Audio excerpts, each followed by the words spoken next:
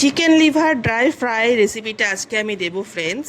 আর সারাদিনের সামান্য কিছু ক্লিপস তুলে ধরলাম আমার বন্ধুদের সামনে।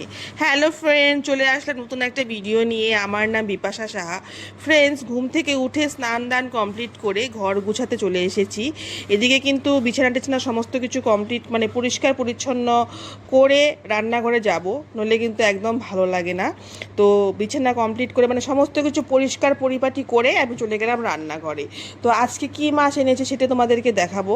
আজকে কিন্তু মাছ এনেছে বোয়াল মাছ, একদম লোকাল বোয়াল। আমরা আবার লোকাল মাছ ছাড়া একদম খেতে পারি না। তো যদিও ছোট হলো লোকাল খাবো, এরকম একটা ব্যাপার। তার মানে বড় ওই চালানি মাছ আমাদের ঘরে একদম চলে না। এখানে কিছু চিকেনের লিভার ছিল, মানে মেটে ছিল। সেই মেটেটা কীভাবে রান্না করব, আমি কিভাবে রান্না করি তোমাদের সামনে আমি একটু তুলে ধরবো। আর আজকে আমি আলু বেগুন ডাঁটা দিয়ে আমি কিন্তু মাছের ঝোলটা রান্না করলাম। আর গরমের দিনে কিন্তু একটু পাতলা করে মাছের ঝোল রান্না করলে খেতে খুব ভালো লাগে। তো আমার তো সেটাই। তোমাদের কার কি ওপিনিয়ন অবশ্যই আমাকে একটু কমেন্টস করে জানিও।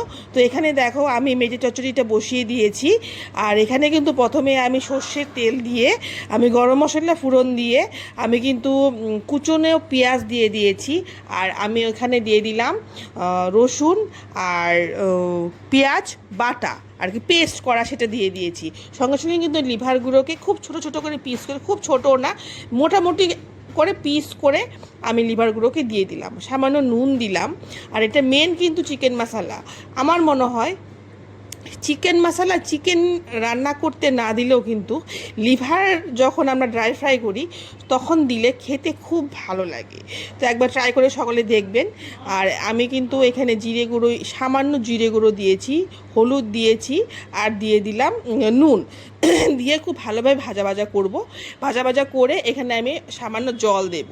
জল তো দিতেই হবে একটু। অনেকে ভাবে যে ড্রাই ফ্রাই করব, জল না দিলেও হবে, কিন্তু আমার মনে হয় জল দিলে কি হয়, মশলাটা খুব ভালোভাবে মিলে যায়, মেল্ট হয়ে যায়।